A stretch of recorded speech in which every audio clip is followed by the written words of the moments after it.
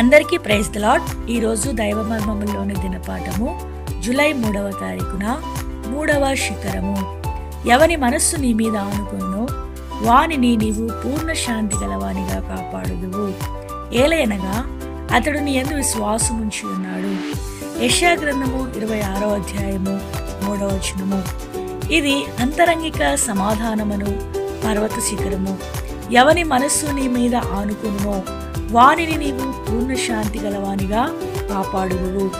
ఎంతవరకైతే నీవు దేవుని చిత్తమును కనుగొని ఆయన నీతో చెప్పిన దాన్ని చేసేదవో అంతవరకు ఈ భూమి మీదనున్న ఏదైనను, అది అనారోగ్యమే గాని, శ్రమయే గాని, కష్టమే గాని, అసమాధానమును నీ నుండి దూరపరచలేవు.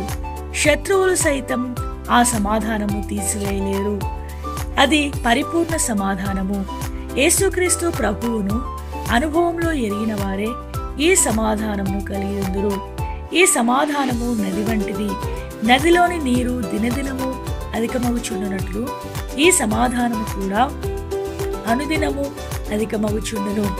4వ శిఖరము. యెహోవాను నేను దాన్ని కాపు చేయుచున్నాను, ప్రతి నిమిషమున నేను దాన్ని నీరు కట్టుచున్నాను. ఎవడునూ దాని మీదికి రాకుండానట్లు దివారాత్రము దాన్ని కాపాడుచున్నాను. యెషయా గ్రంథము 27వ అధ్యాయము 3వ వచనము. నా ప్రభు నా విషయమై జాగ్రత్త వహించుచున్నాడని అంతరంగిక నిశ్చయతే ఈ పర్వత శిఖరము. దేవుని వాగ్దానము. నేనే దాన్ని కాపాడుచున్నాను. భూకంపం వచ్చినా, కరువు కలిగినా, అనేక హింసలు, యుద్ధములు రేగినా ప్రభువు మనలను భద్రపరచును. ప్రభువు తానే నేనే దాన్ని కాపు చేయుచున్నాను, ప్రతి నిమిషమున నేను దానికి నీరు కట్టుచున్నాను అని చెప్పుచున్నాడు. అనగా ఆయన కృపా ప్రేమలను బట్టి మనలను ఎల్లప్పుడూ పచ్చగను, నూతనముగను, ఫలభరితముగను ఉంచును. 5వ శిఖరము. జనులు సైన్యములకు అధిపత్యగు యెహోవా చేత దాని నేర్చుకుందురు. ఆశ్చర్యమైన ఆలోచన శక్తియు అధిక బుద్ధియు అనుగ్రహించువాడు ఆయనే. యెషయా గ్రంథము 28వ అధ్యాయము 29వ వచనము. మనమందరము ఏదో ఒక సమయంలో సలహా తీసుకునవలసి వచ్చును. అనేక ఏర్పాట్ల విషయంలో అనేక తీర్మానములను చేయవలసి వచ్చును. అట్టి సమయములలో అనుభవజ్ఞులైన ఏదో ఒక మనిషి వద్దకు సలహా నిమిత్తమై మనము వెళ్ళుట కద్దు.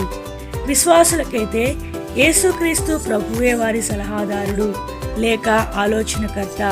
మన వ్యక్తిగత సమస్యలను, భవిష్యత్ సమస్యలను, వివాహ సమస్యలకు, మరి ఏ ఇతర సమస్యలకైనను మనం ఆయన యొద్దకు మాత్రమే వెళ్ళి ఆలోచన అడగవలెను. ఆయన ఇచ్చు ఆలోచనయే బహుశ్రేష్టమైనది. దేవుడి కొన్ని మాటలను దీవించి ఆశీర్వదించుగాక. ఆమేన్.